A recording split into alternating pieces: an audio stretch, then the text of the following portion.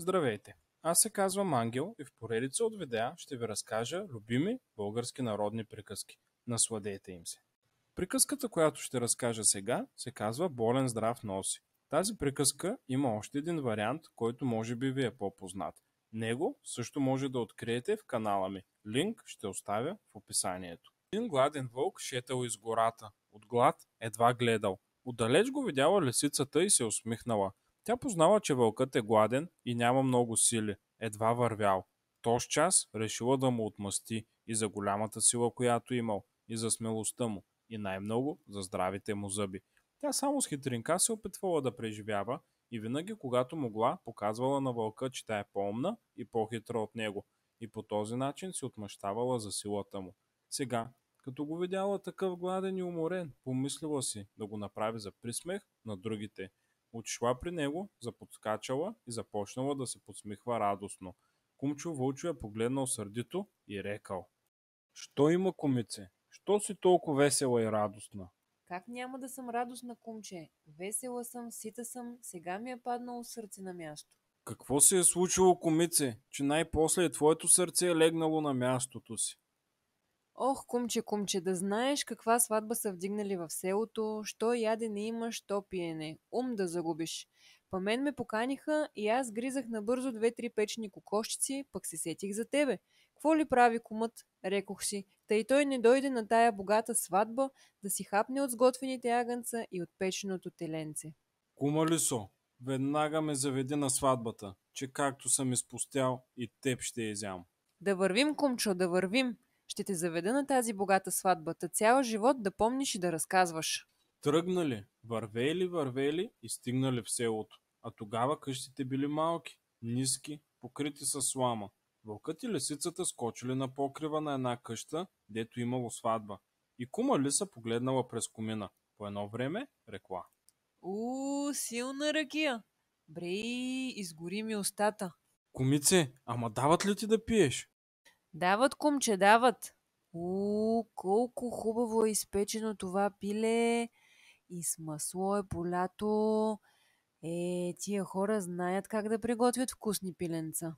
"Кума Лисо, чакай сега и аз да похапна малко. Гладен съм." Ела, кумчо, ела. Ето, застани тука на моето място и пъхни главата си в дупката. Кумчо Вълчо пъхнал главата си през комина и лисицата, като го бутнала, той паднал право на сватбарската софра.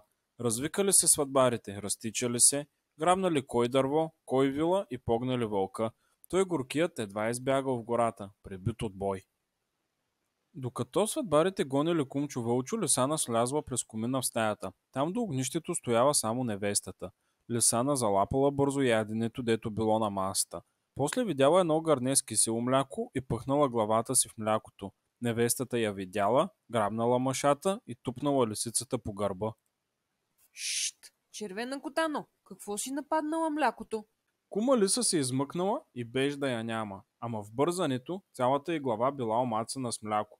Като стигнала в гората, излегнала се и си помислила. Какво ли стана с кумчо Вълчо? Дали го прибиха? И като си мисляла така, изведнъж видяла вълка, едвам пристъпвал от болки. Тя започнала да пищи и да нарежда. Олеле, майчице, пребиха ма тия лоши хора. Олеле, майчице, само по главата ме биха. Та мозъка ми изтече. "Олеле, мале, комице, пребиха ме и мен." Ох, кумче, мене ме пребиха. Костите ми щупиха, мозъка ми изкараха. И я погледни ми главата. Целият мозък е разсипан. Не мога да се отмъкна до вкъщи да си умра при децата. Да ме не разнасят тук орлите и враните.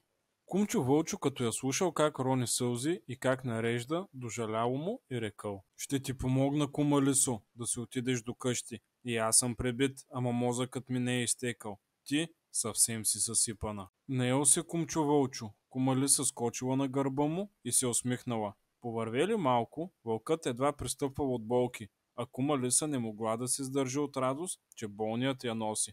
Та си рекла: Болен здрав носи. "Какво казваш, кумици?" Нищо, кумчо. Бая си на болната глава. Дано ми пооздравее, да си видя къщата. Пак тръгнал Кумчо Вълчо и кума Лиса занареждала. Болен здрав носи, болен здрав носи. Кумчо Вълчо се послушал добре и разбрал приказките на Лисана. Ядосал се люто и я изхвърлил от гърба си. Чакай сега да ти кажа кой е болен и кой е здрав. Кумчо Вълчо се спуснал да я гони. Бягала кума Лиса, бягала, колкото сили имала. Ама вълкът здраво напирал всички сили, да не усещал болките си. Лисицата се вмъкнала в дупката си, ама Кумчо Вълчо я сграбчил за едната нога.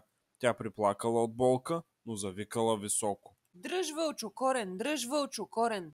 И вълкът нали си е глупав, пуснал ногата на лисицата и захапал един корен, а тя изпищяла. Олеле, майчице, ногицата ми отиде. Олеле, ногицата ми изяде. Кумчо Вълчо като чул това, настървил се още повече и дърпал всичка сила, докато не изкъртил зъбите си.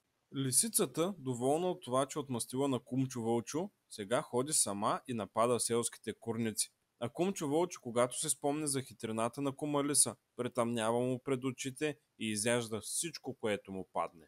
Ако видеото ви е допаднало, харесайте го, споделете го с приятели и се абонирайте за канала.